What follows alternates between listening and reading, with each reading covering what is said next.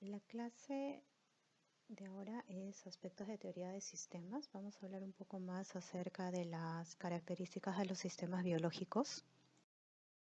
Y para esto vamos a ver una de las siguientes características que son los estados uniformes. En este caso quiere decir que el sistema, vamos a hablar un poco más acerca de la célula como ejemplo. Entonces, en el sistema célula, nosotros debemos mantener los estados uniformes. ¿Eso qué quiere decir? Que debemos mantener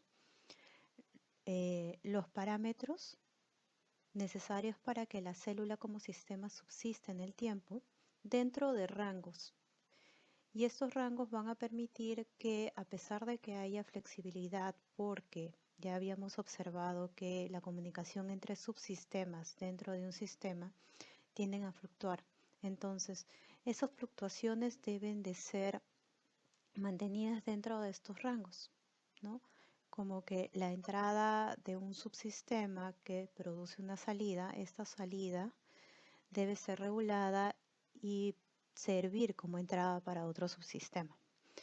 Entonces, regresando dentro de la célula, nosotros para mantener esos estados uniformes vamos a tener procesos de degradación, es decir, no todo es eterno, es decir, las moléculas, carbohidratos, proteínas, ácidos nucleicos, lípidos, van a degradarse, pero al mismo tiempo, para mantener la condición del sistema, se deben de esas moléculas regenerar. A esto le llamamos estados uniformes porque debemos mantener la misma concentración de estas moléculas. A pesar que se degrada, debe haber procesos de regeneración. Entonces, estos estados uniformes lo vamos a observar en el metabolismo, que son los procesos o las reacciones que sufren las moléculas. Autorregulación, como ya les explicaba, que tiene que ver con el resultado de los procesos que van a regular la entrada a los mismos. Estímulos-respuesta, es decir, cuándo se activan los procesos. Acuérdense que los sistemas biológicos son autónomos, no necesitan sistemas aparte para funcionar, ¿no? O que les den el punto de arranque. Ya, en el caso de crecimiento y desarrollo, a pesar de que nuestros sistemas están en crecimiento, quiere decir que está aumentando tal vez la concentración de ciertas moléculas porque pasará a un estado de, en el caso de las células, división celular. También se debe mantener las concentraciones mínimas necesarias de otros parámetros para que el sistema subsista en el tiempo. En el caso de desarrollo también.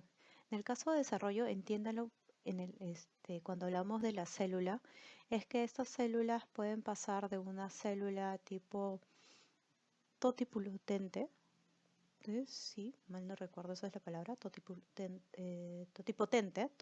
que quiere decir que tienen la capacidad de convertirse en cualquier tipo de células, a unas células más específicas que desarrollen funciones orientadas a un fin específico, ¿no? Entonces a eso lo conocen como desarrollo, la diferenciación. Incluso si estamos cambiando de células totipotentes, células que pueden desarrollarse en diferentes células, estas células totipotentes deben de mantener sus estados uniformes, rangos dentro de sus parámetros, o mejor dicho, parámetros dentro de los rangos. Del mismo modo, las células diferenciadas también deben de mantener sus parámetros dentro de los rangos preestablecidos. ¿Ya?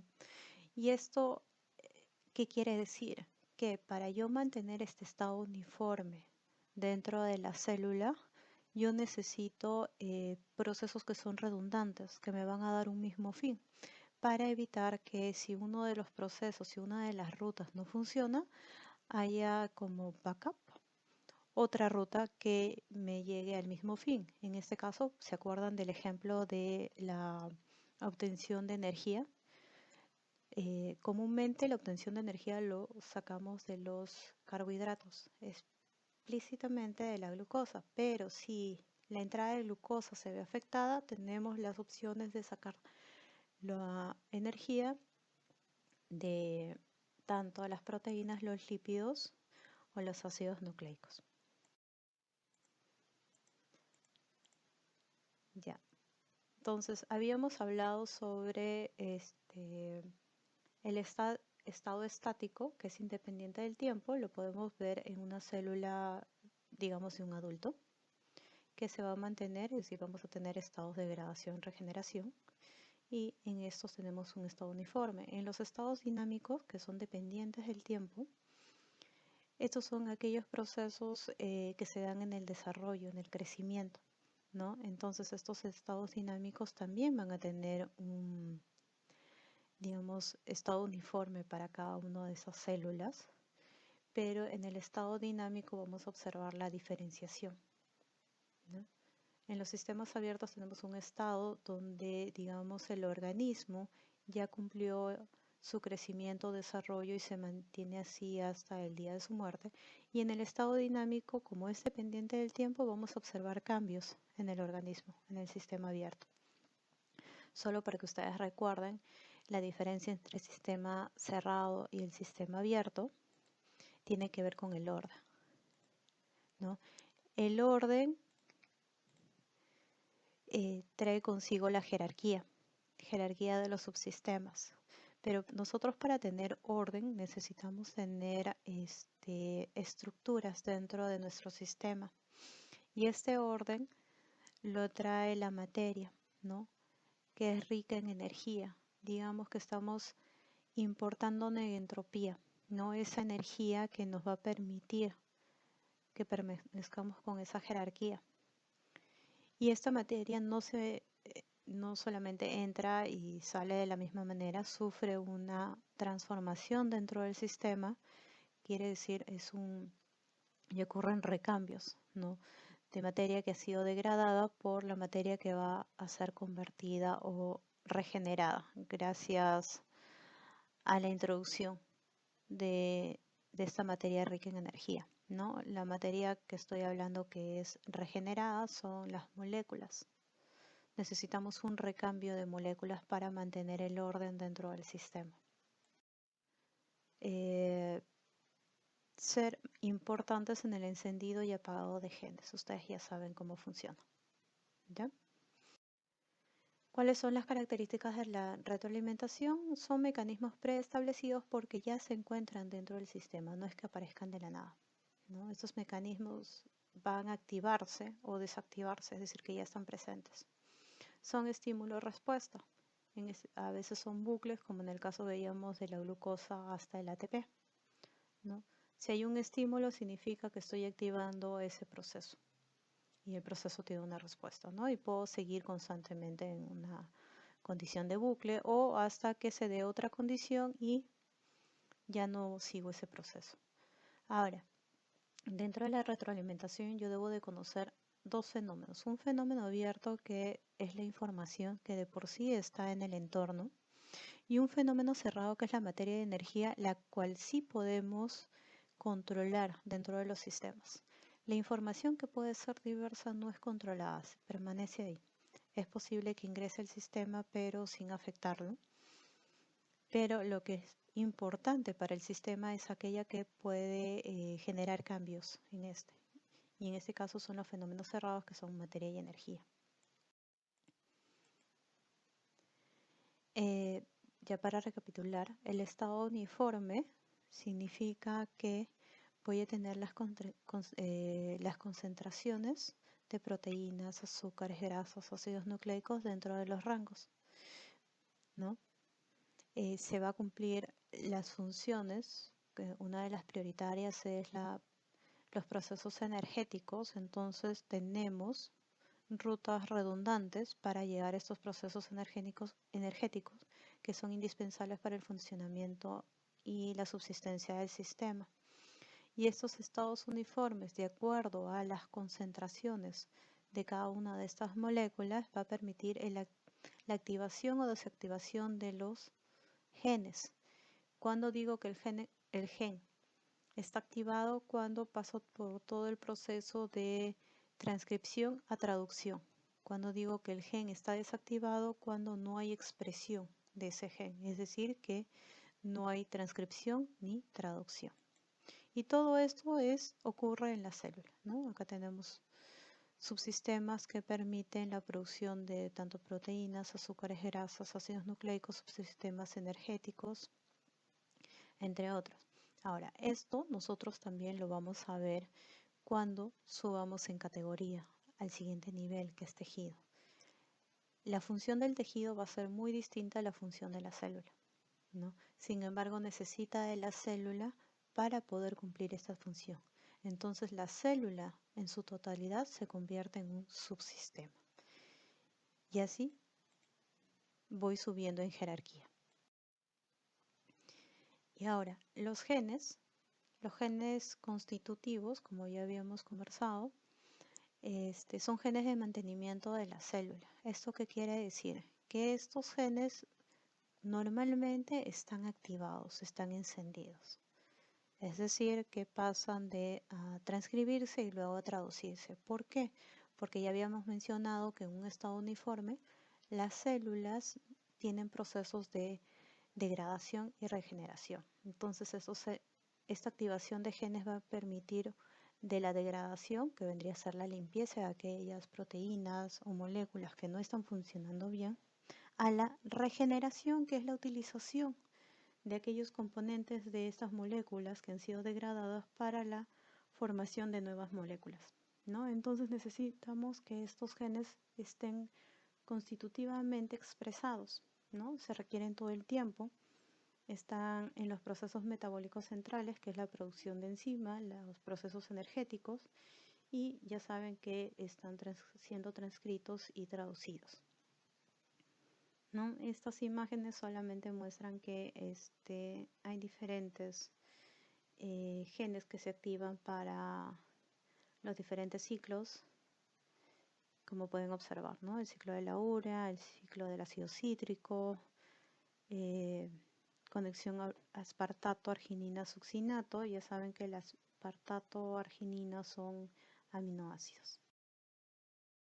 Nosotros tenemos un sistema de control que luego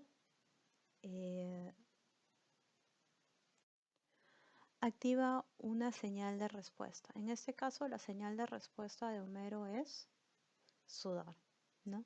Del mismo modo, si en el entorno tenemos una temperatura que es muy elevada, esta temperatura es sensada, luego pasa al sistema de control, el sistema de control lo procesa y envía una señal de respuesta. En este caso está con escalofríos, titiritando.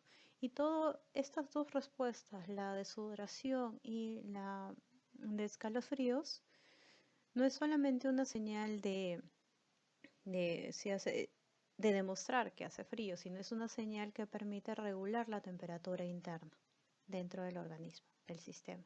A esto se le conoce como retroalimentación negativa. Entonces, para ello nosotros necesitamos un receptor, un centro de control y un efector. La retroalimentación negativa previene grandes cambios. Por ejemplo, temperatura y pH. Nosotros tenemos rangos de estos dos parámetros y lo que evita la retroalimentación negativa es que nosotros salgamos de estos rangos. Y si salimos, activa mecanismos para regresar a los rangos. En cambio, la retroalimentación positiva enciende mecanismos que amplifican los cambios. Por ejemplo, es el crecimiento, ¿no? Nosotros no nos mantenemos como embrión todo el tiempo. Cuando terminan ciertos procesos, se activan otros para empezar el crecimiento y la diferenciación, ¿ya? A eso se le conoce como retroalimentación positiva. Ejemplos de regulación, vamos a tomar ejemplos de regulación para la temperatura. El primero es el mecanismo de aislamiento, que básicamente lo que hace es reducir el flujo de calor, ¿no? Nosotros, o digamos los sistemas biológicos, por ejemplo, poseen pelaje, ¿no? Algunos mamíferos, y este pelaje evita o disminuye este flujo de calor. En el caso de las aves son las plumas, ¿verdad? Y por ejemplo, la acción de este pelaje, ¿se acuerdan nosotros cuando hace frío se nos pone la piel de gallina? Ya. Esta, digamos, ese proceso, mecanismo que se activa de irisamiento de los vellos, sirve para atrapar una capa fina de aire. Entonces, al atrapar esa capa se evita la transferencia de calor, ¿no? Por otro lado, esa es una forma de aislamiento. Tenemos otra forma que es la capa de grasa. La grasa también evita la transferencia de calor, ¿no? El ejemplo son las ballenas y los mamíferos marinos, ¿no? La mayoría.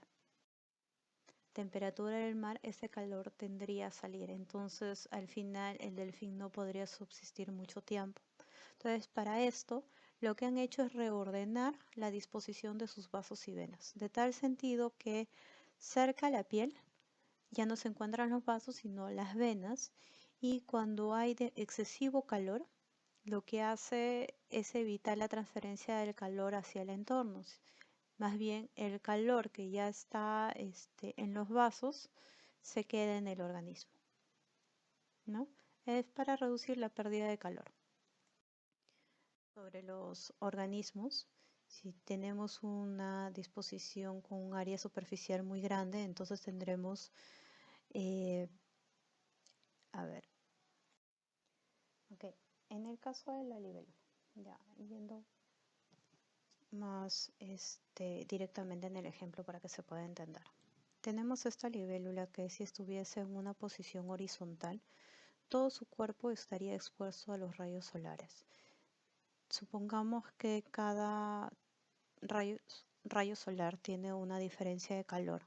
Como tenemos una superficie extensa, un área superficial mayor, tendríamos la multiplicación de todas las diferencias de calor por el área total, ¿no? ¿Verdad? Entonces, ahora imagínense que ya esta libélula ha adoptado una disposición donde el área superficial ya es mucho menor que si estuviese en una posición horizontal. Entonces, los rayos solares que, digamos, llegan a esta superficie son menores en cantidad y por ende la diferencia de calor será mucho menor que si estuviese en una posición horizontal. Es entonces una manera de evitar el sobrecalentamiento en un día muy caluroso. Y ahora por último tenemos la densidad de población. Ya veamos también el ejemplo. Tenemos a esta colmena que tiene abejas y imagínense, para mantener la temperatura del panal con respecto a la temperatura del ambiente, lo que hacen estas abejas es apiñarse y transferir el calor de una hacia la otra. Entonces, de esta manera mantienen el calor dentro de su sistema. En este caso, el sistema es la colmena. ¿Ya? Hay otros mecanismos que se activan, por ejemplo, juzgando el metabolismo de la producción de calor. Se da en animales endotérmicos, eleva su temperatura temblando. O en algunos reptiles e insectos se da esto y es porque tienen un motor, ¿no? En el caso de los insectos tienen un motor entre la parte abdominal y la cola que cuando se activa genera calor y eso le permite al insecto sobrevivir, ¿no? Ahora, por último, tenemos la climatización a nivel celular. Esto es, digamos, son adaptaciones intracelulares. Por ejemplo, la producción de proteínas con diferentes rangos óptimos de temperatura, ¿no? En este caso hay las proteínas normales, el rango óptimo es de 37 grados centígrados, pero en el caso, por ejemplo, de la polimerasa que se utiliza en reacciones de PCR, esta se activa a 94 grados centígrados y comienza a polimerizar en 72 grados centígrados. Y es porque tiene adaptación o tiene una configuración tanto de aminoácidos como estructural que le permite y más bien solo en estas condiciones se activa, en esas condiciones de temperatura. Ya. Luego tenemos la producción de diferentes lípidos de membrana. Ustedes se acordarán de los lípidos que son insaturados con respecto a los saturados. La diferencia de los insaturados con los saturados viene donde los insaturados tienen estos quiebres producidos por los dobles o triples enlaces, mientras los saturados no. Entonces, los quiebres son buenos cuando existe o el entorno tiene una temperatura muy baja. En cambio, cuando tiene una temperatura muy alta, es mejor tener los lípidos saturados, ¿verdad? Y en general, estos lípidos no es que solamente las membranas de las células contengan una sola clase de lípido, sino que lo que cambia vendría a ser la proporción de estos lípidos dentro de la membrana. Y la producción de crioprotectores, estos crioprotectores, como puede ser el glicerol, lo que hacen una es ocupar el espacio de las moléculas de agua, por ser casi de las mismas dimensiones, y evitar lugares donde se pueda almacenar o formar hielo. Acuérdense que cuando el agua se cristaliza comienza a formar estas estructuras de hielo que son puntiagudas y que al final lo que van a hacer es romper las células. Entonces, los crioprotectores lo que hacen es, tienen casi las mismas propiedades en cuanto a solubilidad con el agua y las reemplaza. Y por otro lado, lo que hace es, como las reemplaza y puede tener moléculas de agua a su alrededor, evita esta estabilización de los puentes de hidrógeno. Entonces lo que hace en sí es bajar el punto de fusión del agua. Entonces si antes el agua se cristalizaba a 0 grados centígrados, ahora se cristaliza a -4, -10, etc., dependiendo del crioprotector formado. Conservación de energía. Significa que la regulación va a estar dada por el metabolismo, ¿no? Metabolismo quiere decir que tienen procesos para la producción, la degradación, la transformación y formación de nuevas moléculas, ¿no? Entonces esto va a ocurrir cuando la temperatura del ambiente es muy baja. Ocurre en animales endotermos, en particular animales pequeños. Esta disminución del metabolismo, esta disminución de cuándo se van a realizar esos procesos, es decir, si antes se hacían 5 procesos, digamos, por minuto, ahora tal vez se hace un proceso por minuto, a eso se refiere, con un metabolismo bajo, se realiza en cortos periodos de tiempo. En el caso de los murciélagos, este periodo de topor se da en las mañanas y estos organismos se activan en las noches, ¿no? Aquí, cuando bajan su metabolismo, su temperatura baja, también bajan las reacciones dentro y están como en un estado latente de sueño, ¿no? Con las mínimas reacciones indispensables solamente para la subsistencia del sistema.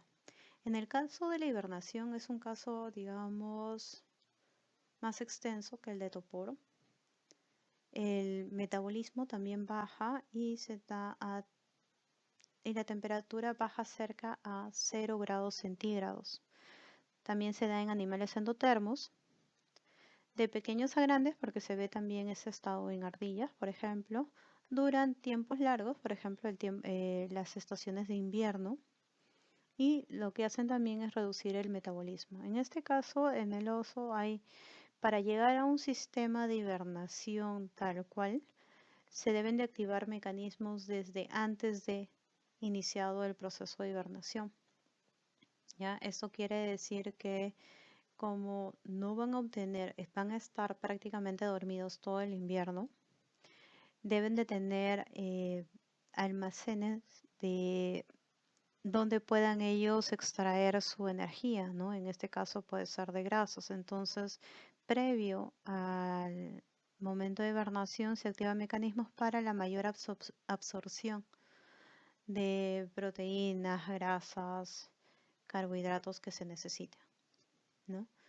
Y luego ya viene todo el cambio fisiológico interno para poder bajar este metabolismo durante un periodo largo de tiempo.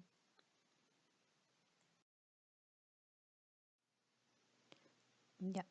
Ahora vamos a tomar un ejemplo dentro de la célula acerca de la regulación de la transcripción. ¿ya? Vamos a observar cómo diferentes genes se activan de acuerdo a estímulos del entorno. Entonces, empezamos con un ejemplo de lo que es la regulación negativa. ¿Qué sucede en la regulación negativa? Se inactiva la transcripción, es decir, que el gen no se expresa. En este sentido es porque hay la presencia de un represor que impide la transcripción de este gen.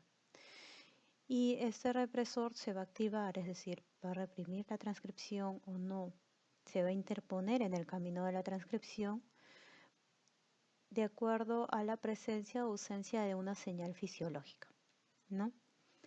Si la señal fisiológica inactiva el represor, significa que si no hay represor, entonces el gen está libre para poder transcribir. Hay transcripción. A esto se le conoce como sistema inducible. Y básicamente lo vamos a observar en procesos de catabolismo. En el caso contrario, si la señal activa al represor, es decir, que normalmente el represor está escondido por ahí y no se acerca al gen, sino que necesita una señal que lo active para volverse, digamos, para acercarse y cumplir su función de represión en el gen. Cuando cumple la función de represión, significa que no hay transcripción.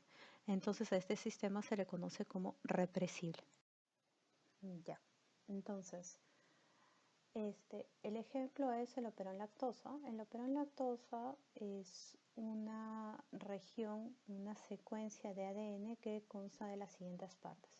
En primer lugar tenemos la secuencia que va a dar lugar a la expresión de la proteína represora, ¿no? Que es LAC-I. Luego tenemos otra región, si hacemos un zoom de esto, lo vamos a observar acá. Tenemos una secuencia que es el sitio de reconocimiento de la proteína CAP, proteína activadora de catabolitos. Luego tenemos la secuencia del promotor, que es una secuencia de reconocimiento de la ARN polimerasa, la que se va a encargar de transcribir. Luego viene la secuencia del operador, que es el sitio de reconocimiento del represor. Y por último tenemos la secuencia de los genes LAC-Z, que va a dar lugar después de expresarse a la proteína o a la enzima beta-galactosidasa. LAC-I a la permeasa y LAC-A a la transacetilasa. ¿Cuál es la función de cada una de estos genes? Viene a ser dada por sus expresiones, que son estas enzimas. En este caso, beta-galactosidasa se va a encargar de la ruptura de lactosa en glucosa y galactosa. La permeasa son como pequeñas compuertas que se van a producir y anclar a la membrana para el ingreso de la lactosa, y transacetilasa va a convertir la lactosa en alolactosa. Ahora bien, ¿cómo funciona este operón? ¿Cómo está regulado? ¿No? En primer lugar, cuando no hay glucosa en el medio, no hay glucosa, se aumenta la producción de AMP cíclico, ¿no? Y cuando hay lactosa, esta lactosa es convertida en alolactosa, ¿ya? Entonces tenemos estas dos condiciones. ¿Qué pasa primero cuando no hay glucosa? Estas son las condiciones que se deben de cumplir para que el operón lactosa se active. Entonces, en ausencia de glucosa aumenta la concentración de AMP cíclico. El AMP cíclico se une a esta proteína CAP, la cual, una vez formado el complejo CAP-AMP cíclico, recién puede unirse a su sitio en el ADN del operón. Y cuando está aquí, la ARN polimerasa se estabiliza para poder transcribir. Ahora bien, si yo lo dejo así, no puede transcribir porque en el operador, en la secuencia del operador, está el represor, que es un gen que está expresado, es decir, constitutivamente el operador está atado aquí, en esta secuencia. Y como ven, el tamaño de la polimerasa, de la ARN polimerasa, es muy grande. Entonces, a pesar de que la proteína CAP ya está en su lugar, la ARN polimerasa no puede unirse a su secuencia del promotor por este impedimento, ¿no? Entonces, ahí es donde interviene la lactosa. La lactosa, en su versión de alolactosa, se une al represor, acá, y al unirse, evita que el represor se una al operón. Cuando el represor ya no se une al operador, le da opción a la ARN polimerasa unirse al promotor, enlazarse con CAP, se estabiliza y empieza la transcripción. Y transcripción significa la producción al final de estas enzimas. Es así como funciona.